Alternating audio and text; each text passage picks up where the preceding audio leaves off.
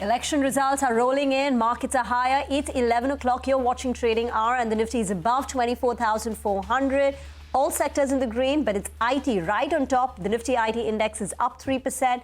Mid-caps are outperforming. The mid-cap index is up more than 1%. I'm Reema Tendulkar, and with me is Sonal. Hi, Sonal. Hey, Reema. It's all about the US election results, right? Because that's the impact that we'll see on global markets as well. And we do have a news flash, which is just coming in because NBC has called the key state of Georgia. It is in favor of Donald Trump. So we keep getting updates, and of course, we'll keep updating you as well on what the projected winner is looking like. For now in Georgia, it's 51% for Trump and 48% for Kamala Harris.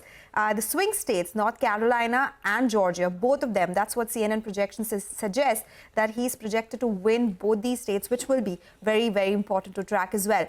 And, markets have been reacting to that, at least our own markets. We did see the Asian markets being higher, barring Hang Seng, of course. But for now, the Nifty is up around 150 points. Mid-caps are doing really well, 680 points higher there. Bank Nifty is higher, though it is underperforming the benchmarks. But still, there's nothing to complain about. And that's exactly what the markets are tracking as well today, Reema. Indeed, it is a U.S. election night. It's, everything is happening over here. The world is watching with bated breath on whether the country will elect its first ever female president, Kamala Harris. So right now, her road to reach 270 appears to be a little bit more tougher. Donald Trump is clearly, leading right now. The numbers will come up for you on your screen. But what does this mean for financial markets? Manpreet Gill, Chief Investment Officer of Europe, Middle East and Africa at Standard Chart Wealth Management, is with us on the show. Thank you very much, Manpreet, for joining in. Increasingly, it's looking like it's going to be Trump making his way to 270. He's already at 246. Now, the question is, for the last few days, the way the markets were positioned across fixed income, across equities, markets were primed in a way for Trump 2.0. If it plays out as per what the expectation is that Trump will be the next president, what happens from here on? And how much of it is already in the price, according to you? Hi, good morning. No, I think you're right. I mean, if we do end up indeed with the Trump scenario, I'd say, look, going into this was the outcome was at least partly priced. I think today, as we're seeing, obviously, election results come in, we're seeing more of a reaction at that price, and the higher probability is increasingly priced in. I think the key is really that in the short term, if we look just at the weeks and days ahead, there may be room still in some sort of select areas of Trump trades. For example, we've seen the dollar already react quite a bit, but we might see a little bit more upside, particularly in bond yields, equity market sectors such as aerospace, defense, energy, and small caps. So there may be a little bit of room there. I think very quickly, though, we'll end up moving to the longer-term conversations, especially once we get the Fed at the end of the week. Because at the end of the day, elections, in our view at least, can have a very short-lived impact on markets, and we'd like to see that this week. But I think we very quickly have to move to the conversation about what the implications of fiscal policy and, of course, how the Fed sort of balances against that. That's right, because that's going to be the next big event that we'll be tracking very closely. But Manpreet, as Reema pointed out, it looks like the trend suggests that it could be Trump who could come back as the US president. And he's very emphatic about tariffs, right? Do you think that is something which could impact the global economy, especially Asian economy? There's China, there's India. How do you see that play out? I think that is absolutely one of the key policy proposals that I think markets are going to be very, very focused on. Now, on its own, there's plenty of analyses out there that show that imposition of tariffs do have an incremental negative impact on growth. Right? That's no surprise. I think the key is really how that balances off against what we expect to ultimately be a soft landing, continued growth in the US economy. So in our view, that sets up for a world in equity markets, at least, where US equities potentially could continue to outperform non-US. But I think in terms of emerging markets, we'll see varied responses, because clearly the tariffs, the proposals at least initially were for a disproportionate rise on Chinese imports in particular. So that's where we might see the reaction in the markets being disproportionate. But again, it's early. It's one factor that's incremental. And of course, it doesn't come as a surprise. It was always part of the policy proposal. So what will be more important is how we see emerging market policymakers react to that. Okay, just want to quickly talk a little bit about IT, Sonal, because IT is clearly the winner in today's trade. There are three key things to watch. One is immigration policy. Now, the last time when Trump was in power, he tightened the H-1B visa norms. Visa rejection rates went up substantially over the course of the 4 years. And therefore, you would have thought that if Trump comes to power, immigration will be a negative. But what transpired after that is that IT companies reduced their dependence on H-1B visa. They increased their local presence by hiring, by coming up with nearshore centers, centers in America, for instance, so they're less dependent. And therefore, now the view is that even if there are restrictive immigration policies under Trump, which we had 8 years back, it's likely to be neutral. Indian companies know how to navigate it. They're less dependent. The second is, can Trump 2.0 boost IT spends? Because if indeed he passes on the corporate tax cut from 21 to 15%, there is more money in the hands of corporates. Budgets have been tight. They've not been spending on IT. And therefore, now they will be in a better position to spend. And the third is a dollar. Now, the dollar index has already hit 105. A stronger dollar, weaker rupee, and therefore it's positive for IT margins. Export-oriented, but in that IT margins also get a leg up. So that's the three-pronged approach to approach IT, based on this US election. And there will be an impact because we've seen when he was there earlier, there would be so many changes to the H-1B visa norms, H-1B visa norms, and otherwise as well, right? So you used to keep talking about how there have been cost increases and other aspects as well. Manpreet, I wanted your take on the currency from here on. How does one look at the dollar index? What is the range that you're looking at? And which currency could see more pressure considering any of the trends that come out? I think on the currency, look, in the short term, on a 1 to 3 month horizon, we always expected a stronger dollar. I think we've got that quite rapidly this morning. But for us, in the bigger picture, this has pushed us to the top of the range, which the dollar's been in the last 18 months. On the dollar index, that's about a range of about 100 to 106. So in our view, this is partly reflective of what we're seeing on tariffs, fiscal stimulus and growth. It's partly reflecting the upward pressure on bond yields. So no sort of big surprises there. I think this could very well extend when we're talking in the very short term, in the coming days and weeks. But for us, the big picture is still one of gradually falling yields as the Fed cuts rate to support growth. So we think that, of course, could potentially cause us to eventually move back to lower end of the range, perhaps not immediately. So I think that's the opportunity. I think the currencies that could be under most pressure, I think one is where the relative yield differential is sharpest, and the Japanese yen is obviously one candidate that jumps to mind. The other one is, of course, emerging market currencies, because it comes back to the tariff conversation, particularly when we're looking at CNH, where bond yields, of course, are less supportive in any case.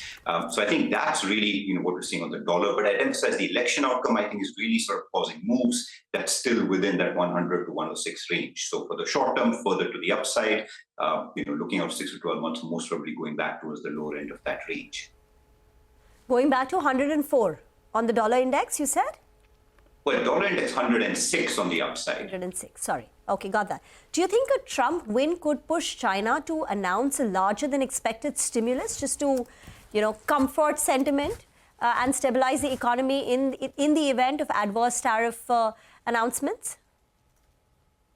Well, that's most probably one policy option on the table. I mean, policymakers are already discussing stimulus measures. We've seen many come through, and a U.S. or higher U.S. tariff would have an impact on growth, and it's likely we'd see Chinese policy react to that. But I think what will be interesting to see is how Chinese policymakers choose to react, and again, whether Trump chooses to prioritize tariffs first or prioritize a domestic policy agenda, because in isolation, obviously, higher tariffs on Chinese imports would result in slow growth. The Chinese policy stimulus would have to counterbalance. But I think there are many, many steps between now and that sort of outcome. And I think what will be key here is, like I said, in an event of a Trump scenario, where along the priority order that sits, and whether, how Chinese policymakers choose to deal with any such scenario, whether they choose to deal with it preemptively. I think I'd be watching that sequence of events first before jumping, to that end conclusion. So Manpreet, there are a lot of moving parts and this situation will evolve. But right now, what will emerging fund managers do? They had tactically increased their allocation to China over the last 1 month or so. Will they now prefer a country like India where the response or the impact could be a little more neutral? What do you think? You can't, typically fund managers do tend to take decisions ahead of the announcement also. They do. And I think what's important here, of course, is also not to overemphasize the impact of the US election alone, because you're right. I think our view always has been that what we're seeing in China is, of course, a strong momentum rally as a result of stimulus measures. But in order for that to become more sustained outperformance, the size of the fiscal response is really the most important thing. Indian equities, in contrast, we might have seen that sort of that's pullback.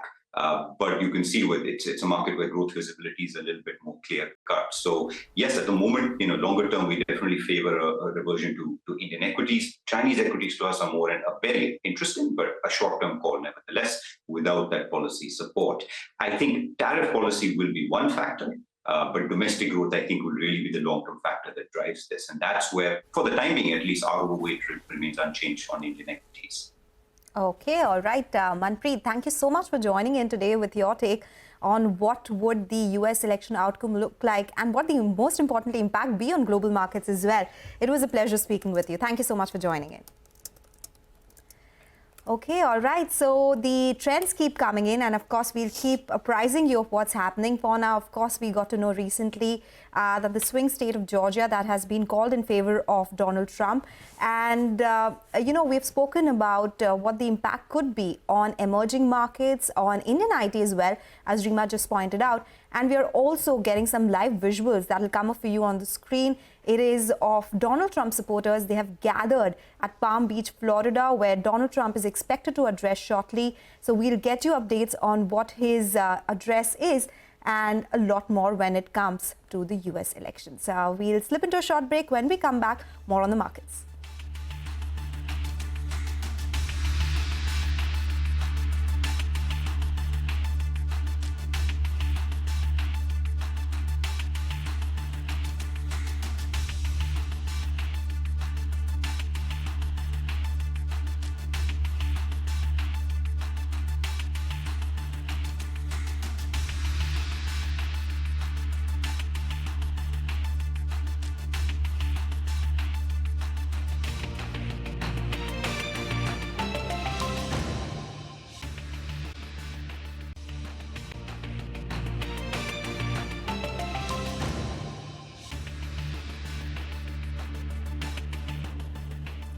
Welcome back. You're still tuned into Trading Hour. Well, we've been talking about action in the secondary market, but there's no dearth of action in the primary market.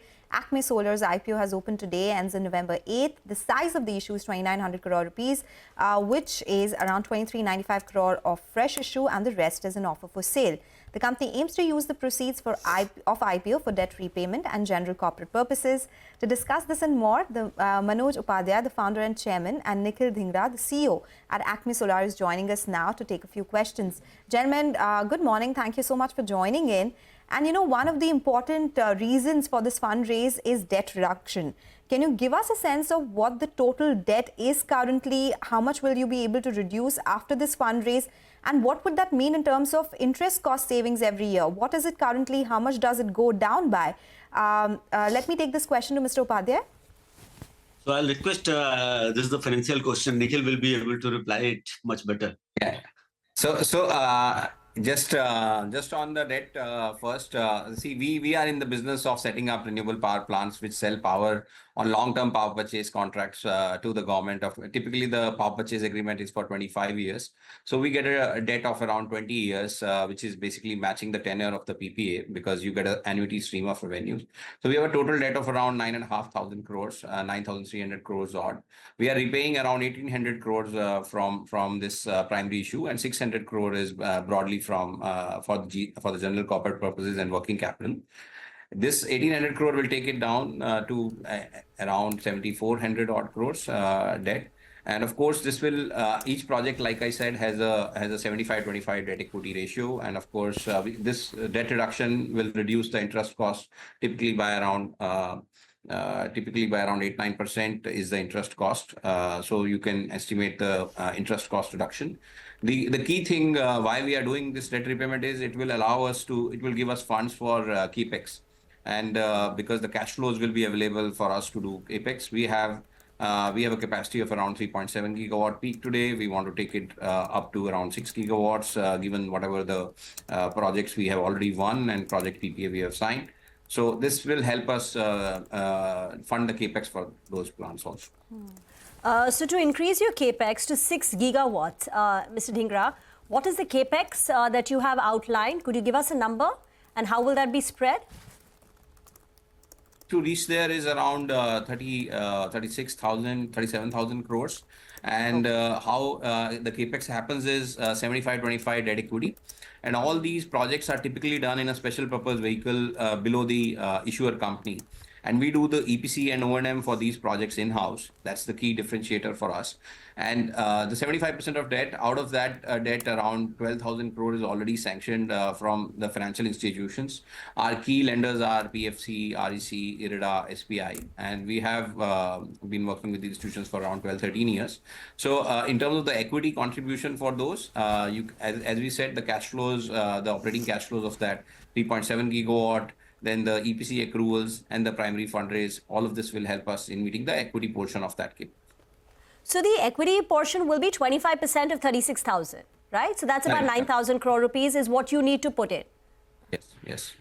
And this is over a period of what? And what is your current operational capacity right now? We have the number as of 31st March. Yes. So as of 31st March, it was 1800 megawatt peak. And as we speak in October, we have energized a 1800 megawatt peak plant, which has really come up in the operationalized in the last month. So that is why I was saying that our capacity today is 3.7 gigawatt peak. So that is the current operational capacity we have, right? And of course, the FY24 had the numbers for only 1800 megawatt peak. FY25 will have the numbers for whatever we have constructed. As we move forward, we have already funded 450 megawatt of capacity already, which will be which is targeted to get operationalized by March of 25. And then these projects are coming up in phases. Typically, what happens is there is a reverse auction. As you know, in renewables, the whole of government capacity, the central government capacity is coming up through auctions. You win an auction, then you sign a PPA in the 4-month period, which the government has mandated. And after PPA, you need to build the plant in 2 years. So typically, 30% of the capex happens in the first year, and the 70% capex happens in the second year.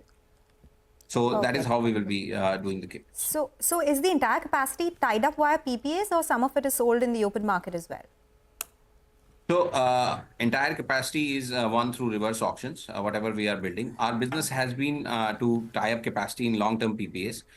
We are doing a small merchant plant of around 300 megawatt AC and 450 megawatt DC, but that capacity also we want to tie up in the PPA in the midterm, because we don't want to take the merchant risk for 25 years. We are okay to take merchant risk for 1 year or so and then tie it up with the PPA. So typically your contracts are how long? How long are these agreements? And is that the reason? And how does that impact cash flows for you? I wanted to understand, because if it is a shorter one, there could be volatility.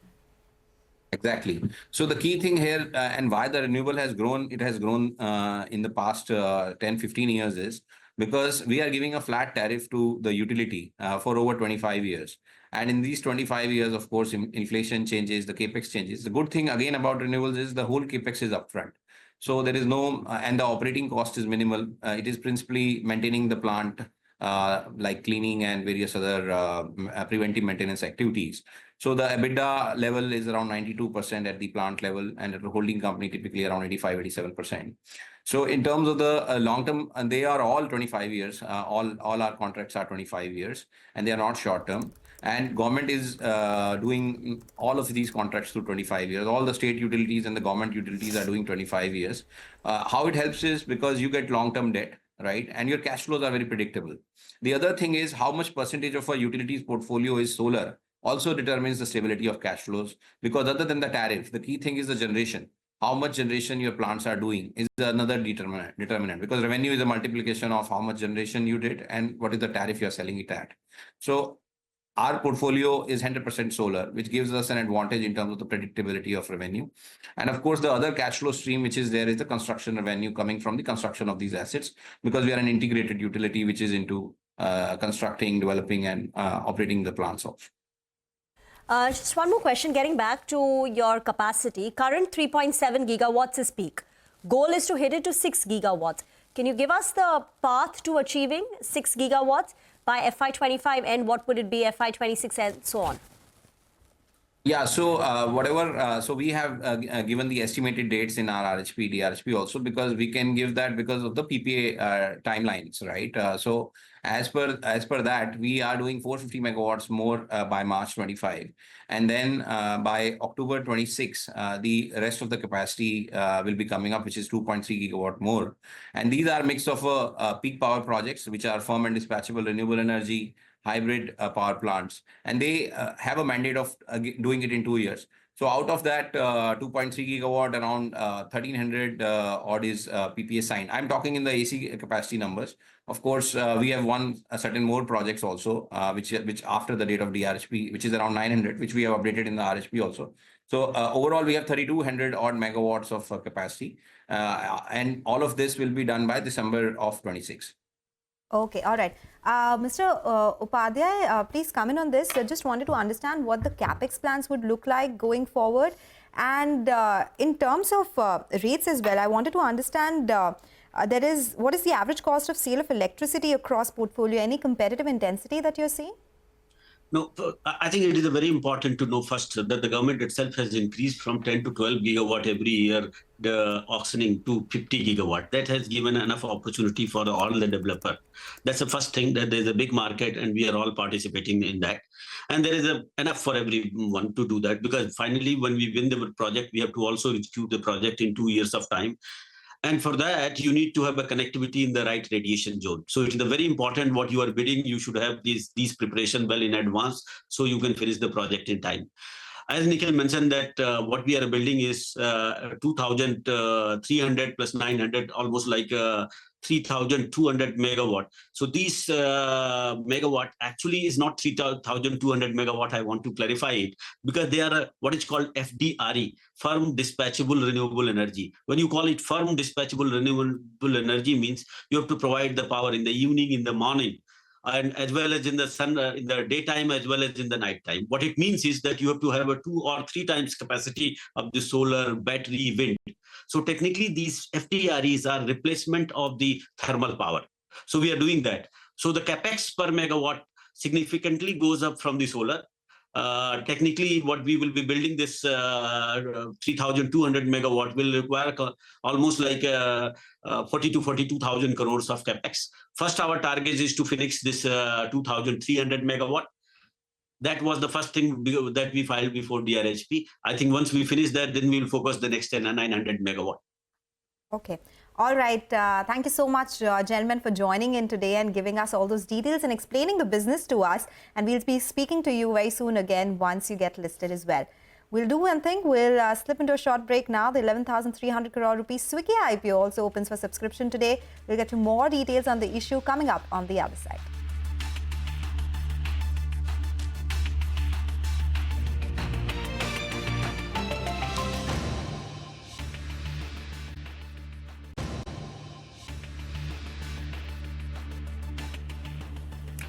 Welcome back. Food delivery aggregator and quick commerce service provider Swiggy India is all set for its IPO opening day.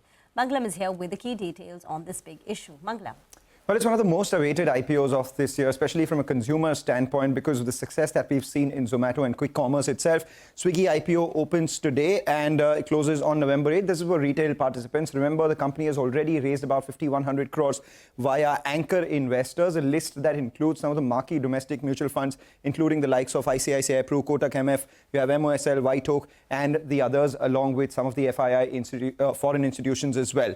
The IPO priced at 371 to 390 rupees per share is a size of almost 11,300 crores, fresh issue of 4,500 crores with an offer for sale at around 6,800 crores. What they're looking at is a post-issue market cap of 87,300 crores. This compares with Zomato's own market cap of close to around 2.2 lakh crores itself. The important things to watch out for Swiggy is the gross order value for their B2C businesses. So in FY22, this number was 20,000. If you annualize the Q1 FY25 number, this number doubles to almost 40,000. if you break it down between food delivery as well as quick commerce, so the food delivery gross order value has risen from 18,500 to 25,700 in FY24. First quarter is 6,800 odd crores. And if you look at the contribution margins of the food business as well, they have seen an improvement, 6.4%, still slightly shy of Zomato's numbers of around 7.6% on a much higher base as well, but it is improving. On quick commerce, which has been the growth driver, the GOV has compounded at over 120%. The first quarter annualized would take you to around 11 to 12,000 crores in terms of GOV for this year itself. And important to track the break-even in the contribution margins of the quick commerce business, because that will be an important trigger to watch out for going forward. If you compare it, with what the company's growth prospects are, they've said that they will expand their dark stores. Almost 1,500 dark stores will be added over the next 4 to 6 quarters. And the food delivery business, their first quarter EBITDA margins were shy of 1%. They believe that it can go all the way up to 5% for the industry over the next couple of years. The important part, how do you compare it with Zomato in the listed space? FY24, Swiggy's EBITDA loss was 2,200 crores. Zomato made an EBITDA profit of 42 crores. And the revenues are largely similar, 11,250 crores versus Zomato's 12,000 crores. Operational performance is something that we lie. The most recent reported numbers of Swiggy are first quarter, and Zomato as well is first quarter. Out here, the EBITDA loss for Swiggy has swelled to around 544 crores, whereas Zomato's EBITDA itself has gone up to 177 crores. For all of this, what is one paying for Swiggy? If you look at the valuation gap, one would have expected there to be around 30 to 40% discount, but at the higher end of the issue price, it has been offered at a 60% discount to Zomato's own valuations, assuming the same growth rate for both the companies going forward. Zomato currently trades at around 11 times, whereas Swiggy at the higher end has been offered at 4.2 times. Okay, all right. Interesting insights there. Thank you so much, Magnam, for joining in. So Swiggy gets ready for its D Street debut. We'll do one thing. We'll slip into a break now. When we return, we'll discuss market technicals with Mitesh Thakkar. We'll also discuss the top trading bets. Stay tuned.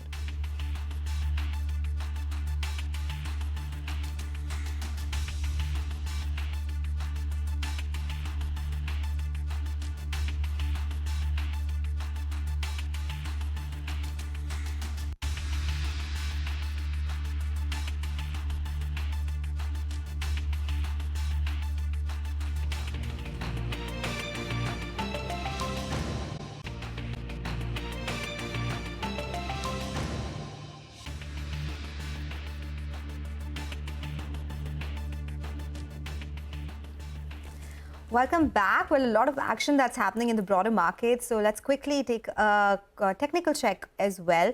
Mitesh Thakkar is joining in now. Mitesh, good morning. Looking good for the Nifty and the broader markets as well.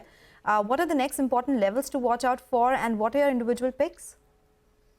Good morning. So, I've been maintaining that this bounce back could possibly extend to about 24 for the 480, 500 zone. I think we are now heading towards that. The only change which I would suggest traders to make is that now trail your stop losses on the long side to about 24,215 on this spot, and as long as that doesn't get taken out, I think 24, 480, 500 remains a good target. In case things go well, then I think even 24, 700, 750 zones would be different. But for the timing, we'll keep the target at 24, 480, 500 zones. Okay, for 24, 480, 24, 500 is a target. What about stocks, Mitesh? On the stock side, I have two buy recommendations. One of them is Balakrishna Industries. Recommend buying here with the stop at about 28.20 for targets of 2910. And the other one is BEL. Disclaimer that I have some positions on the call side, so there's vested interest which I would keep on trading and entering and exiting. But for the timing, it looks like it started a trend which could see the stock price head towards 305, 306. So buy here with the stop just below levels of 292.5. All right. Thank you so much, Mitesh, for joining in with that take. We'll slip into a short break. When we come back, we'll get you the key excerpts from our conversation with the management of Dr. Reddy's post their Q2 numbers. Stay tuned.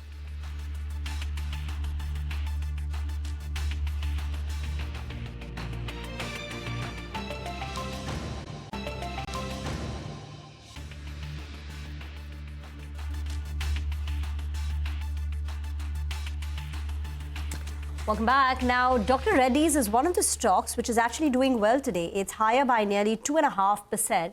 But the quarter was fairly mixed because margins and profits missed street expectations. The bright spot in their numbers were the India and the emerging market growth. Now, earlier, my colleague Vinny Motiwala spoke to the CEO of the company. Listen in to some comments. We are growing. We actually grow in all markets. We are growing double digit in actually most markets besides one that grew in 9%. So very healthy growth, including North America. This is including Revelamed. It's include also the base product. And this phenomenon likely to continue. The consistency in the performance that you saw in the last quarter, also this quarter, likely to continue also in the next quarters to come. We made in this quarter two important moves. One, we closed the deal with Nestle to build a leading nutraceutical business in India. And the second one, we closed the deal with Helion to acquire their nicotine replacement therapy. So both are very, very exciting moves for us. We believe that it's very, very important to communicate directly with the consumer and to have products that are meeting the need of the people, consumer primarily, in all the relevant channels, all relevant countries. We believe that we have an opportunity to bring innovation to these segments, to bring better go-to-market. Obviously, we believe that by focusing on this, we can grow this business. Okay, all right, that's the word coming in from Dr. Reddy's. We'll slip into another break. When we come back, we'll discuss what's buzzing in the commodity space with Manisha Gupta.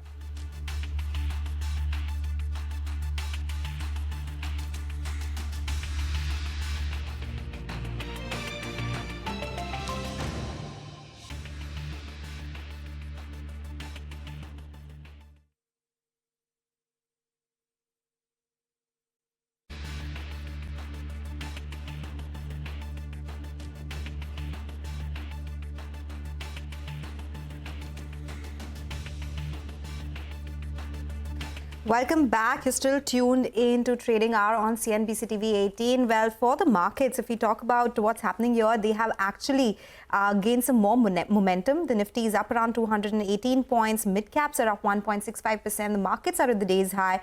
We have Bank Nifty as well. When we started the show, that index was up around 0.2%. Now it's up 0.4%, so almost double from those levels. And big moves coming in some of these banking names as well. That continues to be the case.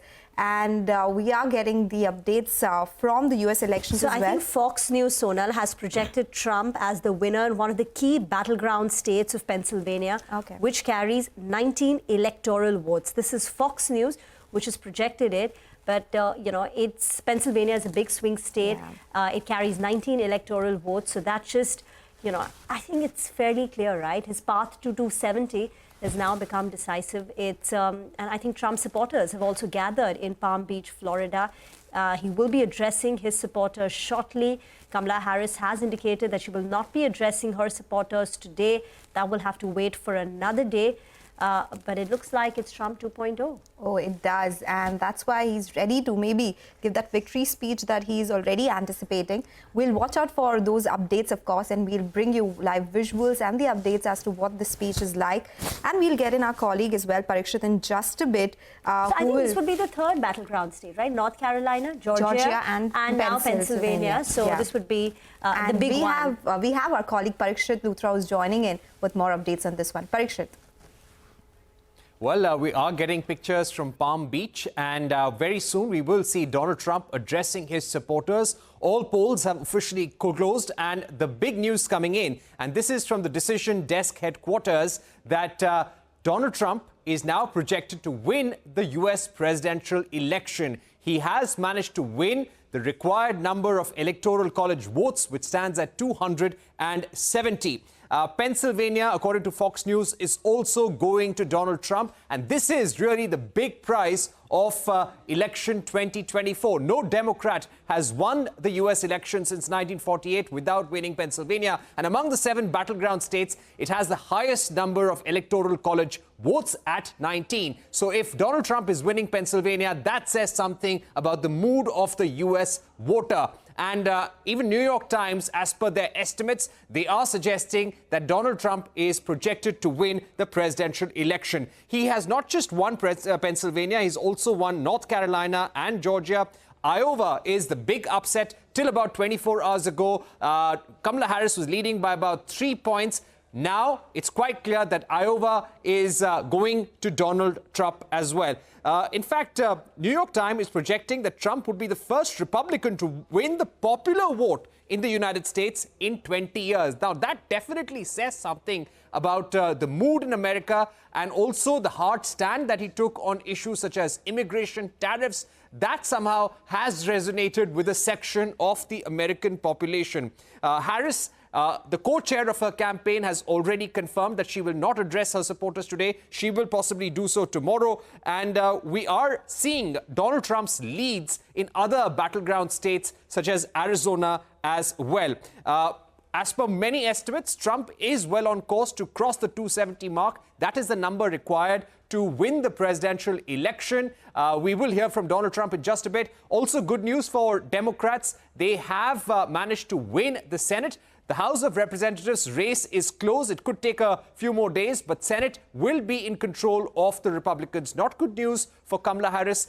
They both were appealing to the undecided voters to come out in big numbers. In fact, according to some estimates, according to Edison Research, 34% of the voters who have come out to vote today were the undecided ones. So big jump in undecided voters coming out to vote in a big way. And both the camps are trying to appeal to this population. But the big news is Donald Trump winning an election, making history in America. He will be the oldest president. And clearly, this is something that will call for a reset in ties with many countries. It will have an impact on India as well. Overall, India expects to have continuity in relations with the United States. But we remember how in 2016, a Trump presidency was a highly transactional one. There were hard negotiators when it came to tariffs on H-1B visas. So we expect some hard negotiations on trade, on services with the Trump administration.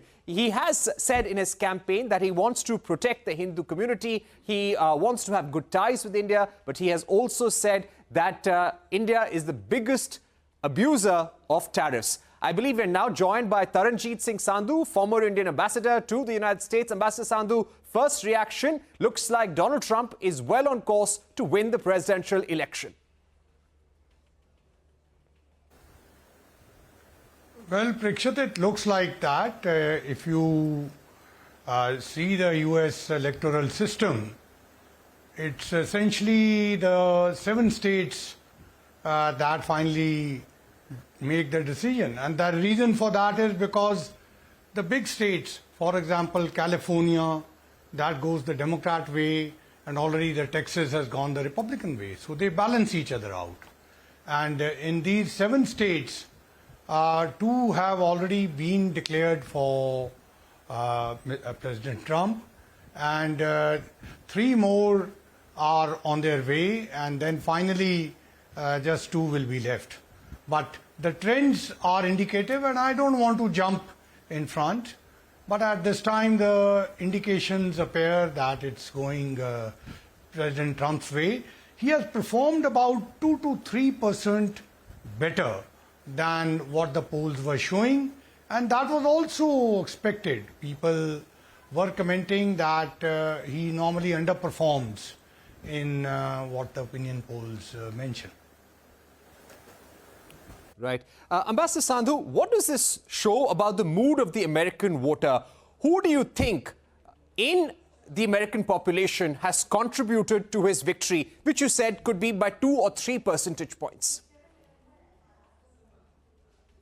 No, look, it's very, very clear. The issues were right in front, and what appears at this moment is that the economy, and when we talk of economy, simple cost of living, जो हम कहते हैं दूध, bread, eggs, उनकी cost of living, that has impacted the people, and especially the independents and perhaps even Latino voters have voted more than what earlier he had received. So that gap has been narrowed there. And then some other factors. Look, there is a perception in the United States that the economy was better under President Trump. Now the reality may be whatever, and I'm not getting into that, that's for the experts to debate. But it appears that economy is one of the main issues which has propelled things in favor of President Trump. And then there's also what we talk of law and order, and these are all connected issues. When we talk of law and order, we also talk of illegal immigration, because in the popular mind there, these are connected. So these are issues which have helped, and of course, to an extent, especially in Michigan, which is a state at this time appears to be going again in favor of President Trump, like in 2016, and the young voter there has played a significant role, including the Muslim voter who appears to have voted for independent candidate. So these are the main issues, I would say, and what was expected was that the female voters on abortion will come out big time for Kamala Harris.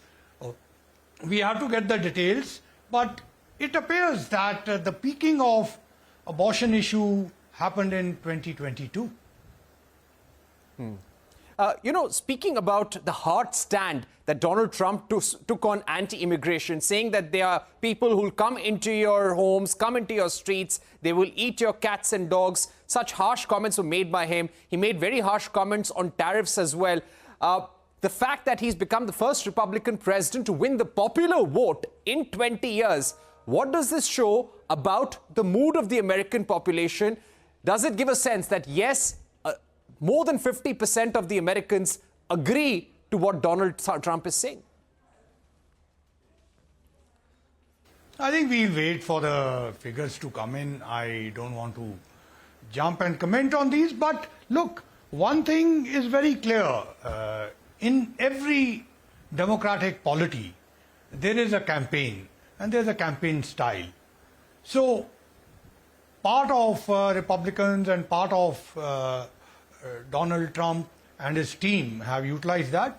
If you see in the Democrat side also, there was a focus on the fear that democracy will be in challenge, and if he comes, etc., etc. So I think that part, however, what you are pointing out to is what I have mentioned to you, that linked issues of law and order, immigration, and the perception that Donald Trump is strong on those things, and perhaps United States will again be better off on all those elements.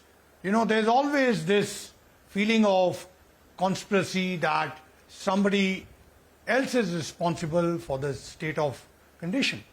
So I think both on immigration and on law and order, you will see much more hardline. My two final questions, Ambassador Sandhu. One on India. What's going to be the impact? Trump is very transactional. You've dealt with the Trump administration. Give us a sense on what is going to change as far as India-US ties are concerned.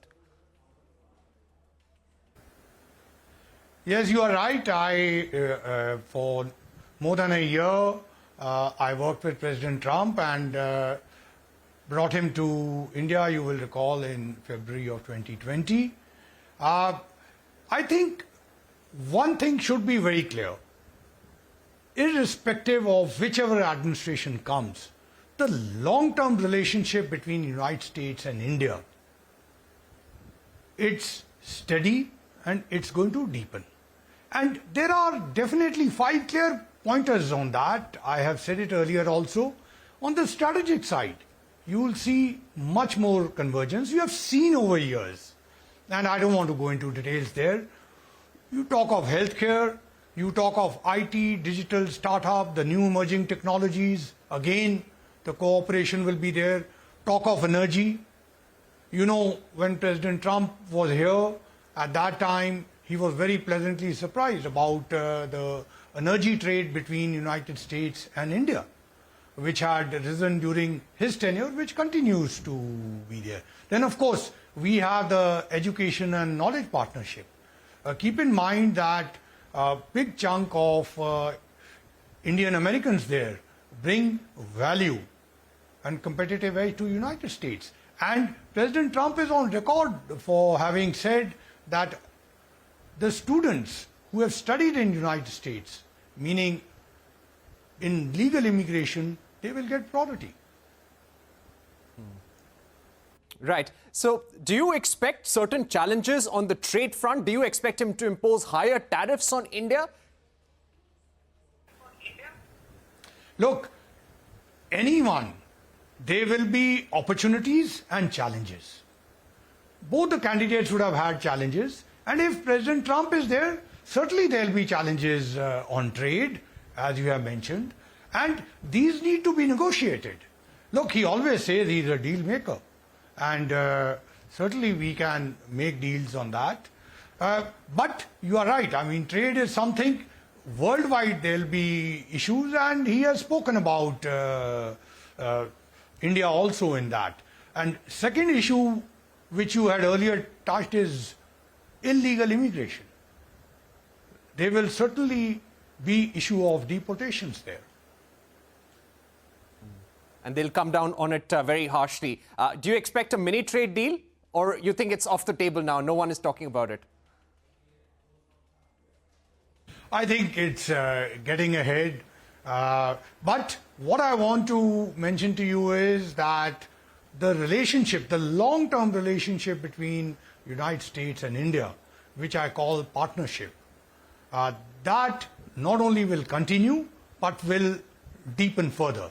And these irritants and challenges which you are mentioning, they'll be there, but it is incumbent on the teams to negotiate and resolve these.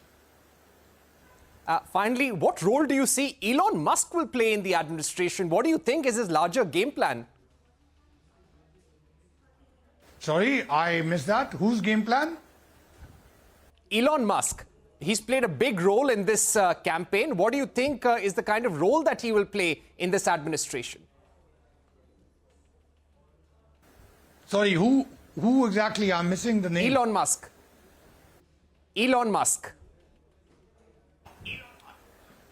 Well, he has said that he'll have an important role, and I'm sure we will see, but you know that there is always an element of unpredictability. So what role he has and how long he has that role, that will need to be seen. But from what I have also picked up from the media, which I'm sure you have also, they are saying that on the trade and finance side, he will have an important role. Right. So important role for Elon Musk on trade and finance, and a hard stand on trade vis-a-vis India and illegal immigration as well. Ambassador Sandhu, thank you very much for joining us with your views on the Trump administration and what it would mean to have Trump back in the White House as well. Thank you once again for being with us and giving us your first reaction. Well, with that, we go back to our studios in Mumbai. Interesting times. We are still waiting for Donald Trump to address supporters at Palm Beach. Kamala Harris not to address. But yes, all trends now pointing towards Donald Trump as the projected winner of the US election.